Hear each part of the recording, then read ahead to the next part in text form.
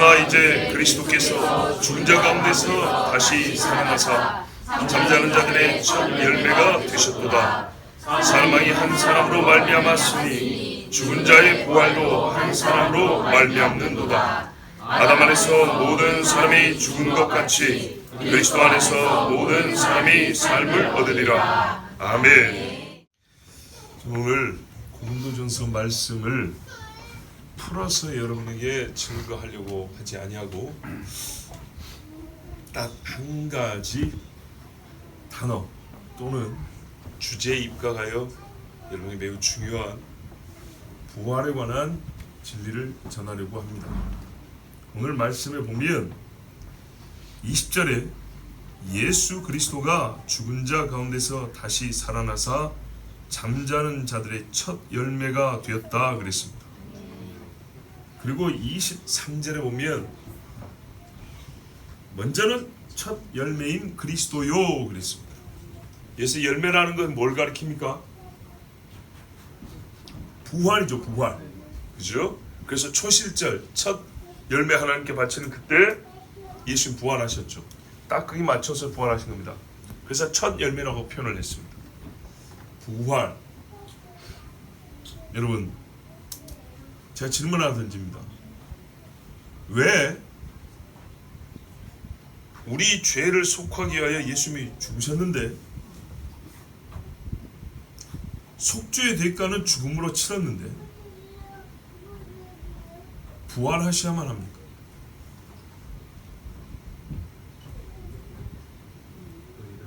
그냥 그렇게 된 게 아니고 목적을 가지고 한 거잖아요. 우리 죄를 사하기 위해서는 피가 생명이 있으므로 피 흘림이 없은즉 죄 사함이 없다 했으니까 피 흘렸으니 죄 사함이 있는 거 아닙니까? 죄 사함의 근거가 주어졌잖아요. 그러면 됐지. 왜 부활을 하셨습니까? 그러나 주님은 이의 없이 하지 않으셨는데 왜 부활하셔야만 했습니까? 라고 물어봐도 됩니다. 왜 부활하셔야 됐습니까? 다시 물어볼게요. 예수님의 피가 죄를 속하기 때문에 피를 흘리고 생명은 생명으로, 피는 피로. 이래서 우리 구원을 위한 조건을 충분하게 하지 않았냐 그 말입니다. 옛날에도 그랬잖아요. 피 흘림 했지 짐승이 다시 살아났습니까? 그걸로 죄 속했다 그랬잖아요. 피가 죄를 속한다 그랬지 부활이 죄를 속한다 그랬나요? 아니죠. 근데 왜 부활이 있어야 합니까?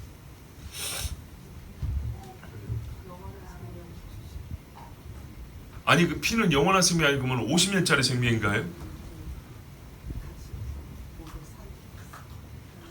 자, 요 정도 되면 이 주제를 왜 생각해야 되는지 아시겠죠? 질문 안에 근데 답이 있습니다. 제가 아까 단서를 드렸습니다.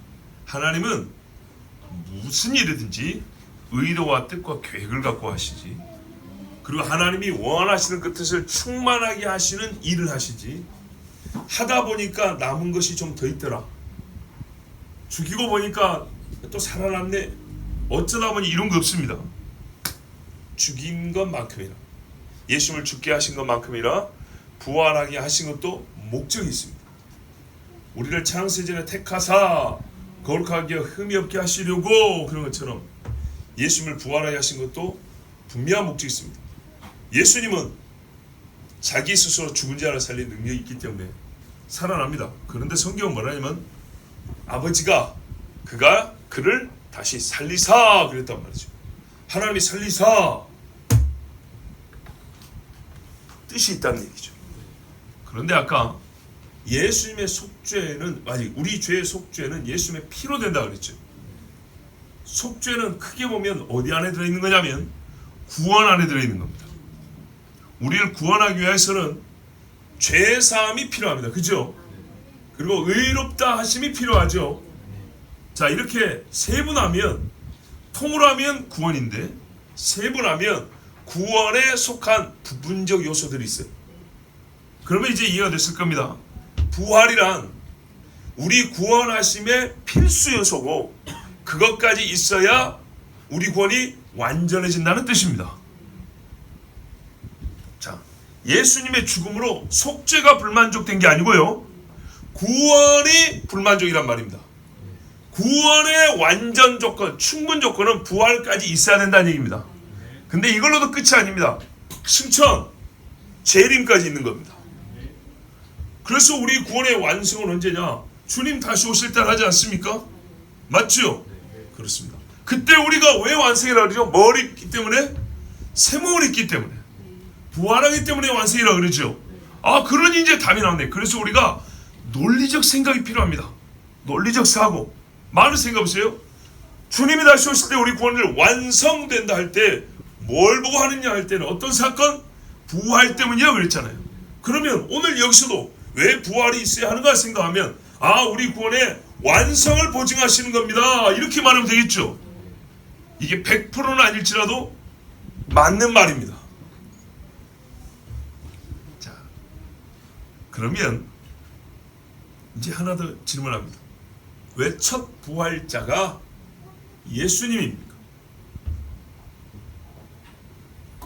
제일 착하니까요? 하나님의 아들이니까? 예, 그래요. 여러분 창피하게 하려는 게 아니고요, 질문하는 이유는 같이 생각하고 드려야 된다는 겁니다. 남이 생각하는 걸 받지만 말고, 그러면 오래 못 갑니다. 하나님의 말씀을 깊게 받고 오래가는 말씀으로 받으려면 함께 지금 이 순간 짧은 시간이지만 같이 생각하면서 나가야 됩니다. 아, 그렇구나 그렇구나 이렇게 해야지 마지막 결론 아멘 이러면 안 됩니다. 예수님도 제자들과 대화하고 말씀 가르칠 때 보세요. 너희는 어떻게 생각하느냐, 어찌해야 하느냐, 무엇이 옳으냐 물어보시죠. 제자들 모르는 거 알아요. 근데 그렇게 가르치면 더 잘 가르쳐지고 잘 배울 수 있기 때문입니다. 자, 예수님 오늘 첫 번째 부활하신 사람이 됐어요. 부활자예요. 그죠? 왜 예수님이 첫 번째 하느냐? 응당. 아이, 그럼 누가 첫 번째 해요? 그러게요. 마땅히 없어요. 그죠? 사람 중에 뭐 내가 될 거예요, 여러분이 될 거예요. 자, 예수님이 그래서 첫 번째죠. 그냥 이렇게 나오지만 이제 본문 안에는 아담 안에서 죽은 것처럼 예수 안에서 산다 그랬죠. 네, 이게 참 우리가 예전에 로마서 말씀이라든지 같이 강의하면서 깊이 봤는데, 오늘은 이제 주제 입각에서 말씀 보니까 예수님이 마지막 아담이라고 했어요. 새 구원의 세대가 시작되기 때문에 예수님이 머리니까 예수님부터 하는 게 맞아요. 그렇죠? 그런데 이제 이걸 조금만 더 깊게 생각해 보겠습니다. 우리 구원의 입각에서 생각을 해봐도 분명히 하나님은 일의 목적이 있지만 일의 순서도 그 목적에 어떻게 해요? 적합하게 정해져 있습니다. 예수님이 죽고 육신으로 옵니까? 아니죠. 육신으로 알고 공생으로 살다가 죽으시죠. 그런 것처럼 우리 부활의 근거만 마련하는 것이 아니고요, 그럴 것 같으면 예수님 아닌 다른 사람이 부활한 샘플만 하나 보여주면 돼요. 너희도 앞으로 이렇게 부활할 거라고. 그렇죠? 예수님 부활한 후에 많은 사람이 일어났다 그러잖아요. 굳이 예수님이 피곤하게 돌아다니지 마시고 그냥 주님은 올라가시고 다른 사람 하나 살린 다음에, 봤지? 예수님이 나 이렇게 살려주고 갔거든. 너희들 다 이렇게 된다? 뭐 이러면 되는 거 아닙니까? 그게 아니고요, 예수 부활이 있어야 하고요, 예수 부활이 앞서야 하고요, 예수 부활이 먼저 있을 때야 아, 우리도 저렇게 부활하는구나 라는 보증을 얻는다는 얘기입니다. 그래서 그 누군가의 부활로 부활을 믿으라 하지 아니하고 예수님 부활로 우리에게 부활을 믿고 부활로 최종적으로 완성되는 구원을 우리에게 약속해 준 겁니다. 왜 그러냐 생각해 보세요. 그 구원을 가르친 자가 누구예요? 예수님이죠. 그리고 병들어 죽은 사람을 살린 자가 예수님이죠. 근데 본인은 죽어서 썩어버렸다. 그러면 우리가 뭘 믿고 그분을 따르죠? 그래서 성경에 베드로가 설교하잖아요. 다윗 할아버지의 무덤은 여기 있다. 썩었다 그 말이죠. 근데 그 다윗 할아버지가 뭐라 그랬냐 시편에, 주께서 나의 주로 썩음을 당치 아니하시며 그 영을 은배버리지 아니하신다 했다. 저 가서 봐라, 빈 무덤 가서. 뭐가 있는가? 아무것도 없다는 아무것도. 예수님 부활했다는 것을 결정적 사건으로 복음을 전했습니다. 두 가지입니다. 십자가에 달린 예수를 너희가 사실은 못 박아 죽였다. 의인을 너희가 못 박아 죽였다. 그런데 하나님이 그를 다시 살리사 이렇게 말했습니다. 맞죠? 이 두 가지가 복음 핵심입니다. 그러니까 우리가 전도할 때에도 십자가만 얘기하면 반쪽이고요. 부활까지는 얘기해야 됩니다. 그리고 이거를 믿게 하기 위하여 창조를 안 믿는 자에게는 창조부터 얘기해야 되고요. 두려움 없는 자에게는 심판까지 얘기할 수 있으면, 물론 이건 이제 시간이 필요하지만 이렇게 펼쳐나가는 겁니다. 예수님을 가운데 놓고 시작하는데 그 가운데에 십자가만 세워놓으면 반쪽이라는 겁니다. 가운데에 십자가 부활이 같이 있고, 그래서 예수를 말하고 예수를 믿었기 때문에 창조도 믿고 심판도 믿는 겁니다. 부활이 없다면 뭐가 없냐? 하나님께 의롭다함을 얻은 자의 부활이 없습니다. 즉 예수님 부활이 없다면, 가장 의로운 자인 예수님 부활이 없다면 예수님이 어떤 사람이었는지를 보세요. 하나님의 아들이 사람을 왔을 때 어떤 사람을 왔냐? 죄 없는 사람을 왔어요. 죄 없는 인간이 받는 최종의 상태가 무엇인가 하냐요? 죄 없는 예수님이 보여줘야지 누가 그걸 보여주겠냐는 거죠. 그래서 예수님의 부활이 없다면 우리 구원은 완전하지 못하게 됩니다. 의인의 최종 상태에 대한 약속이 없습니다. 증거가 없다고요. 그래서 우리 주님이 우리를 구원하는 데 있어서 필수적으로 사람의 부활, 곧 믿는 자의 새롭게 된 몸 입음으로 구원이 완성됨을 보여주시고 증거하시고 약속하기 위하여, 즉 우리 구원을 완전하게 하기 위하여 예수님이 첫 번째 부활하신 사람이 되었습니다. 자, 근데 이걸로 끝이 아닙니다. 오늘 성경에 우리 성시교도 생각나시죠?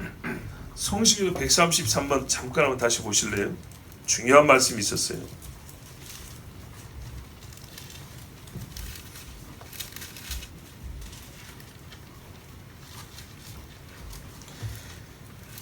세 번째, 여러분이 낭독한 두 번째 보면 이렇게 돼 있어요. 우리 주 예수 그리스도로 말미암아 우리에게 뭘 주신 하나님요? 승리를 주신 하나님께 감사하노니. 그렇죠? 이게 오늘 고린도서 15장의 뒷부분입니다. 예수의 부활을 가르치면서 그 뒤에 뭐가 나오냐면 승리라는 말이 나옵니다. 즉 부활이 아니면 뭐가 없다고요? 승리가 없다는 겁니다. 승리는 뭐에 대한 승리입니까? 죄와 사망이죠. 그래서 맨 마지막에 멸망받을 원수는 마귀니라. 그리고 사망은 너희 쏘이는 것이 어디 있냐 그랬죠. 사망과 마귀를 이긴다는 게 이 부활을 가르치는 말씀에서 주어지는 약속입니다. 이겁니다. 여러분, 예수님의 죽음으로 말하자면 우리가 씻음을 얻었다면요, 예수님의 부활로 능력을 받았습니다. 예수님이 그것을 보여줍니다. 여러분, 구원이란, 우리 사람의 구원이란 말입니다. 다층적인 그런 의미가 있는데, 그 중에 죄 씻음의 의미로서 구원도 있지만 능력의 회복으로서 구원이 있습니다. 그러니까 구원 안에 능력의 회복이 포함되어 있는 겁니다. 어떤 능력이냐? 우리가 능력이 없다는 것은 죄와 사망에 사로잡혀 있다는 거죠. 죄에 진다는 것, 사망에 매여 있다는 것, 이게 능력이 없다는 거죠. 그렇죠? 두 발로 못 걷는 걸 능력 없다고 얘기하는 게 아니에요. 성경이 말하는 능력은 생명이냐 사망이냐 얘기죠.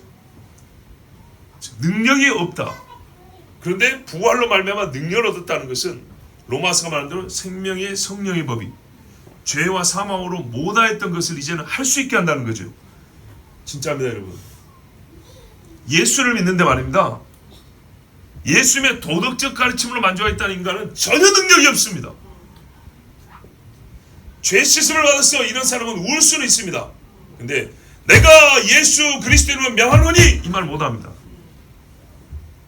부활을 믿으면 어떻게 되냐? 아주 처량하고 처참한 상황에서도 나 천국 간다. 하나님이 나와 함께 하신다. 이거 고백할 수 있습니다. 아무것도 없는데요. 마음에는 가득 차 있는 진짜 우리 심지가 마음에 이 불타오르는 진짜 이 심지가 있다면 약간 언어유인데 심지가 있다면 막 이렇게 두꺼운 촛불의 심지 이만한 게 아니라 이만한 불이 타오는 것 같아서 끌 수가 없다 그랬어요. 이게 부활신앙입니다. 부활신앙.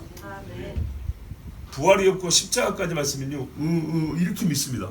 부활이 있으면 되냐 울고 난 다음에 딱 닫고 그래 해보자 이렇게 나옵니다. 부활이 우리를 얼마나 강하게 하는지 모릅니다. 자, 죄와 사함의 문제라고 그랬죠. 이제 잘 들어보십시오.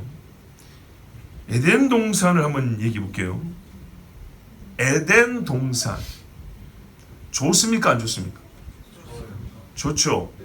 그래서 낙원이라 그랬죠.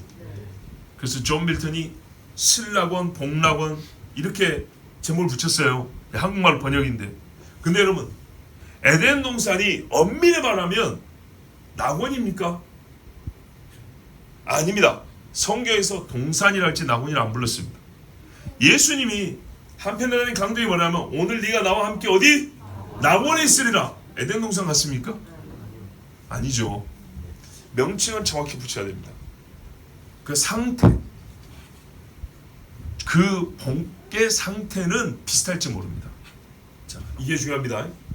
에덴 동산이 너무 좋아서 사람들이 의미를 찾아 이름 붙인 게 낙원이라는 겁니다. 그러나 분명히 성경대로 동산입니다. 왜 이 명칭의 구분이 중요한지 이제 여러분 들으시면 압니다. 그러면 에덴 동산 밖은 처음 창조했을 때 말이에요. 하나님 보시기에 좋았다 그랬죠. 보시기에 좋았는데 에덴 동산이 그 밖에 땅과 똑같이 좋았습니까? 바꿔 질문해 볼까요? 에덴 동산 밖의 땅도 에덴 동산만큼 좋았을까요? 아니죠. 아니에요. 분명히 이상한 생각 하시려고 그래요. 성경대로 보라고. 성경대로 안 좋다는 얘기가 아니에요. 에덴 동산이 더 좋다는 얘기죠. 맞죠? 하나님이 땅을 만들었어요. 그 인간을 만들었어요. 그냥 흩어져 살아 이러지 않고 하나님이 에덴에 동산을 만드시고 동산을 창설하시고 사람을 거기 두셨다 이렇게 돼 있어요. 얼마나 좋은가 하니 내 강의 수원지가 거기라 그랬어요. 그런데 땅이 높아요 낮아요? 높죠. 그러니까 흘러내려가죠. 높은데 엄청난 물이 솟아오르죠. 그래서 제가 폭포라는 것도 모인물이 떨어지기만 하는 게 아니라 땅에서 솟아난 물이 떨어지는 경우도 있다고 그랬죠. 솟아나는 거예요. 솟아나. 에덴에서는요 그 높은 지형에 물이 막 솟아나서 이렇게 막 흘러내렸어요. 엄청나게 넓은 땅이고 굉장히 좋은 땅이죠. 에덴 동산이 제일 좋은 땅이었어요. 아시겠죠? 거기 두셨어요. 그러고 나중에 범죄하니까 어떻게 했죠? 나가 그랬죠. 나가 그런 다음에 에덴 동산 못 들어오게 막으셨죠. 가시와 은키로 저주받는 건 똑같은데 에덴 동산은 다른 땅보다는 더 좋았기 때문이죠. 특별히 그 가운데 뭐가 있었어요? 생명나무하고 선악을 알게 하는 나무가 있었죠. 이 두 개가 있어서 더 좋았습니다. 자, 여기 보십시오. 우리가 이 땅 이야기를 하는 게 뭐냐면요. 땅과 사람의 상태가 대응하기 때문입니다. 태초에 인간이 보시기에 좋았죠. 굉장히 좋았습니다. 그런데요, 인간의 좋음의 상태는 어느 정도냐? 죄를 지을 수도 있고 안 지을 수도 있는 정도로 좋은 겁니다. 맞죠? 이걸 이제 신학 용어인데 이참에 한번 들어보십시오. 저는 한번 들어보셨을 건데 포세 non peccare. 포세가 영어로 하면 possible입니다. possible. 가능하다. 너는 not, peccare sin. 그냥 단어 그대로 하면 possible, not sin. 무슨 말이냐? 죄를 짓지 않을 수 있는 능력. 예. 죄를 짓지 않을 수 있는 능력이 있었다. 그 말입니다. 죄를 범하지 않을 수 있었죠. 한동안 죄를 안 범했습니다. 그런데요, 결국 죄를 범했습니까? 안 범했습니까? 범했죠. 범할 수도 있었죠. 그러니까는 포세 페카를 죄를 지을 수도 있었다. 이 두 가지 상태입니다. 최초의 인간은 자 보세요. 죄를 지을 수도 있고 안 지을 수도 있었어요. 만약에 지을 수 없었다면 사탄이 유혹 자체가 불가능합니다. 죄를 이길 수 있는 능력도 있었기 때문에 사탄이 유혹을 해도 꺼져 이렇게 할 수 있었습니다. 그런데 이 두 가지 가능성이 다 있는 인간의 상태가 태초의 사람의 상태입니다. 마치 땅이 말입니다. 대응관계라 그랬죠. 에덴이라는 참 좋은 땅이 있고 그보다 조금 못하지만 좋은 땅이 있고, 이 땅이 표현하자면 두 가지 질로 돼 있었다는 얘기입니다. 좋은 땅과 더 좋은 땅. 인간이 어떤 상태였다고요? 죄를 지을 수도 있고 안 지을 수도 있는. 근데 어떤 거라고요? 외부적인 조건에서 그냥 변경되는 게 아니라 능력, 거부할 수 있는 능력, 자기가 작정하면 할 수 있는 능력, 이 두 가지 능력을 가진 상태, 그런 존재였다는 겁니다. 처음에 인간이. 자, 그래서 어떻게 됐습니까? 마귀가 가능하니까 어떻게 했어요? 와서 유혹을 했습니다. 그래서 어떻게 했어요? 죄를 지어버렸죠. 그러면 여러분, 이제 여기서 또 맞추는 게, 낙원이란 에덴만 할까요? 에덴보다 좋을까요? 에덴보다 좋죠. 믿음이 좋으세요. 그러면 보세요. 에덴이 어느 정도냐? 죄를 지을 수도 있고 짓지 않을 수도 있고, 낙원은요, 지을 수 있는 가능성이 없어야 정상이죠. 이제 이해가 되시죠? 맞습니다. 논뽀세 빼까레. 뽀세 빼까레가 없다고요. 죄를 지을 가능성이 없다고요. 죄를 지을 능력이라고 하면 좀 이상하지만 하여튼 그게 제거된다고요. 우리 몸에 병이 있으면 병을 잘라내죠. 그런 것처럼 어떤 상태로 인간이 달라지냐? 죄를 지을 수 있는 가능성이 제거돼 버렸다고요. 그리고 죄가 없는 땅, 죄를 지을 가능성이 제거된 인간, 대응하죠. 그럼 반대로 볼까요? 지옥은요? 지옥은요? 오직 뽀세 빼까레. 아시겠어요? 뽀세, 가능하다. 빼까레, 죄 짓다. 죄 짓는 것만 가능해요. 보세요? 거기서 슬피 울며 이를 갈미 있으리라. 뭐 한다고요? 하나님 앞에 원망, 이를 빠득빠득 갈면서 신성모독하면서 감히 지가 저주받은 주제에 하나님을 저주한다. 이게 뭐예요? 불못이라 그랬어요. 이해가 되시죠? 자, 이제 능력이란 게 뭔가 보세요. 능력이란 게 새하늘과 새 땅. 지금 우리가 죽어도 천국이 낙원이 나는데 새하늘과 새 땅은요, 진짜 이 땅이 새로워지는 겁니다. 새하늘과 새 땅, 거기에 죄가 있습니까 없습니까? 없기도 하고 없어야 되죠. 근데 죄는 누가 지어요?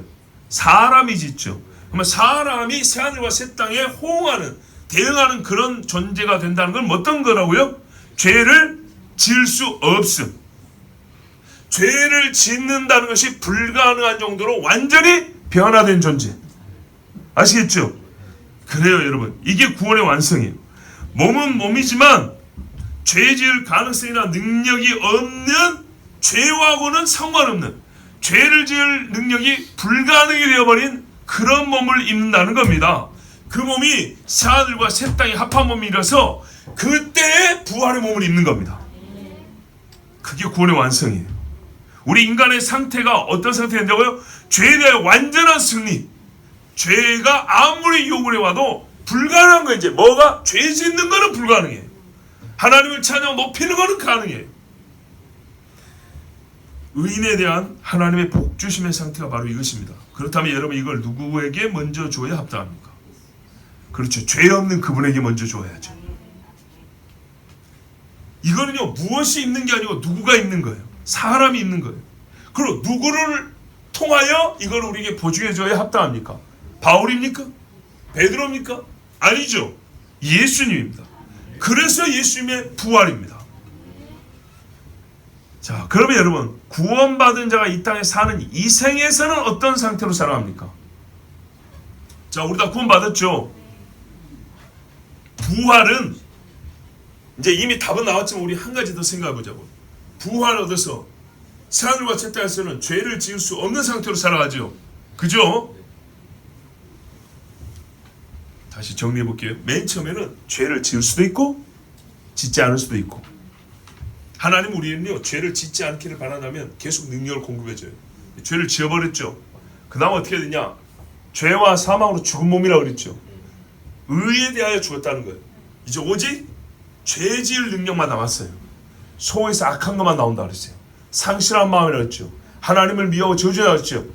뽀세 빽가레만 가능한, 죄 짓는 것만 가능한 이런 상태라고요. 그래서 이대로 쭉 가니까 지옥이 되는 거예요. 네가 살아온 그대로, 네 마음 그대로, 네가 한 그대로, 네 몸에 딱 맞는 그 상태, 그곳 지옥으로 가는 거예요. 근데 예수를 믿으면 어떻게 되냐?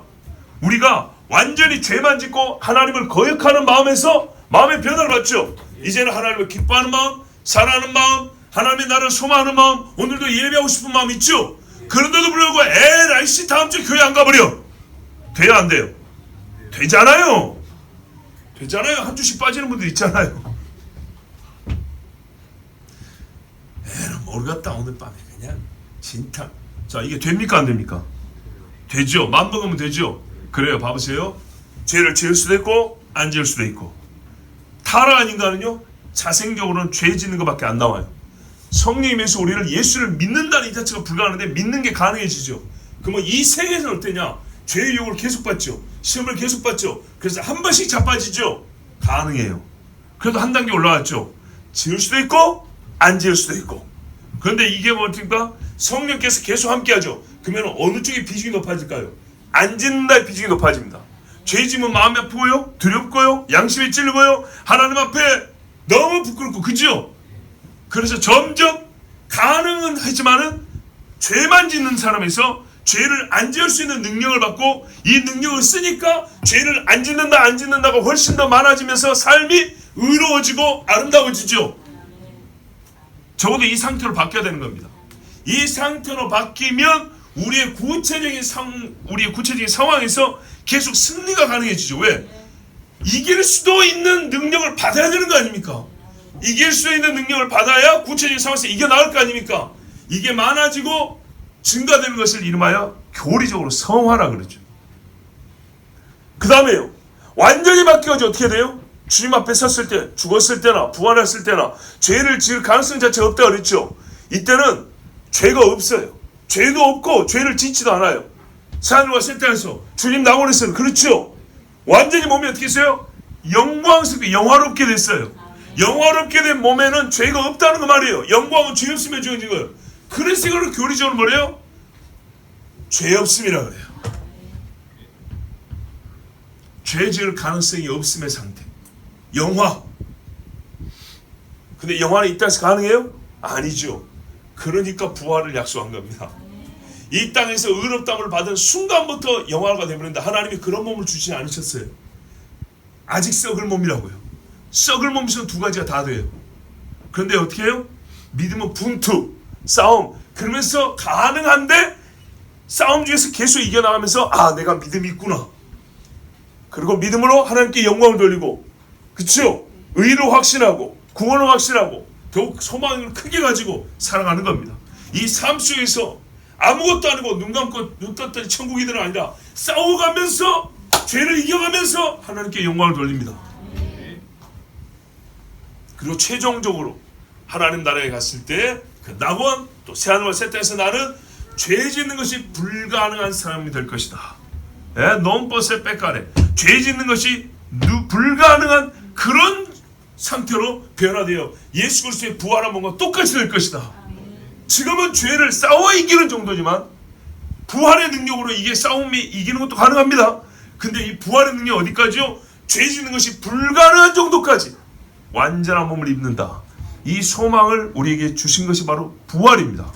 그걸 첫 번째로 주시고 보조하신 분이 예수 그리스도입니다. 이야.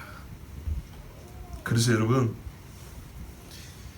이 상태, 부활의 상태가 죄에 대하여 가지는, 구원받은 자가 죄에 대하여 가지는 능력입니다. 능력. 그 능력의 차원에서 우리가 부활을 봐야 됩니다. 속죄는 십자가로. 그런데 구원 안에는 속죄와 회복이 있어요. 하나님 형상 회복이 있죠. 그 회복은 씻는 걸로 끝나는 게 아니라요. 장자권을 찾는다 그랬잖아요. 자녀들 권세를 얻는다 그랬죠. 이 권세 회복까지 포함된 게 구원이란 말이죠. 이해됐습니까? 아들이 왔을 때 용서한다 뿐만 아닙니까? 가락지 끼우고 옷 입히고 죽었다가 살아온 아들이었어요. 죽어버린 건 아무것도 없죠. 근데 얼마나 바뀌었어요? 내 아들 됐어요. 완전히 새로워졌죠. 권세를 줬어요. 구원 안에는 죄 용서와 권세 회복이 같이 되어 있는 겁니다. 이 권세 회복을 보여준 게 부활이라는 겁니다. 그리고 이것은 최후의 상태, 우리가 죄에 얼마나 큰 권세를 가지냐, 전혀 죄를 짓지 않는 정도에 이른다. 그것을 우리에게 확증하여 보여준 것이 바로 예수님의 부활입니다. 예수님이 죄가 없으신 분이었고 이 땅에 사실 때도 예수님 죄가 없었지 않습니까? 그래서 예수님을 통하여 예수님이 마땅하게 받으셔야 될 몸이고, 그리고 예수님을 통하여 보여줘야 우리에게 부활이 무엇인지, 하나님이 구원의 완성이 무엇인지 볼 수 있기 때문에 예수님이 첫 번째 부활하신 분, 첫 열매가 되게 하셨습니다. 정리합니다. 예수님 자신의 죄 없음에 대한 당연한 보응으로서 하나님은 공의로운 판단에 예수님을 부활케 하셨습니다. 죄와 사망에 매여 있을 수 없습니다. 여러분, 죄 지은 우리도 나중에 부활시킨다는데 죄 없는 분을 그대로 두셔야겠습니까? 아니죠. 두 번째, 예수를 믿는 사람들이 받을 약속된 몸의 상태가 바로 부활이고, 그 부활의 몸이 뭐냐 할 때 예수님 몸 보면 됩니다. 이렇게 변화해야 된다는 겁니다. 그래서 변화산에서 예수님과 모세와 엘리야가 똑같은 몸을 갖고 있었죠. 우리 예수님이 또 나중에 사도 바울이 말하죠. 우리도 그와 같이 될 것을 믿는다, 이렇게 됐어요. 그와 같이 영화로운 몸을 입을 것이 예비되었다 그랬습니다. 자, 여러분, 하나님은요 우리 사람을 영의 상태로 구원에 이르게 하지 아니하시고 처음 창조하신 것과 같이 몸의 상태로 구원에 이르게 하기 위하여 사람의 구원이 사람으로서 얻을 수 있게 하시려고. 자, 보세요. 우리가 사람으로 이 땅에 존재했는데 구원은 천사처럼 영으로 받는 그게 아니고요, 사람으로 만들어졌잖아요. 사람으로 죄를 지었잖아요. 사람으로 죄 용서를 받고요, 사람으로 구원을 받고요, 사람으로 영화롭게 되어야 사람을 구원했다 그러지. 영만 끄지만 그건 영을 구원한 거죠. 하나님은 사람을 구원하고 아들도 사람이 되게 하셨어요.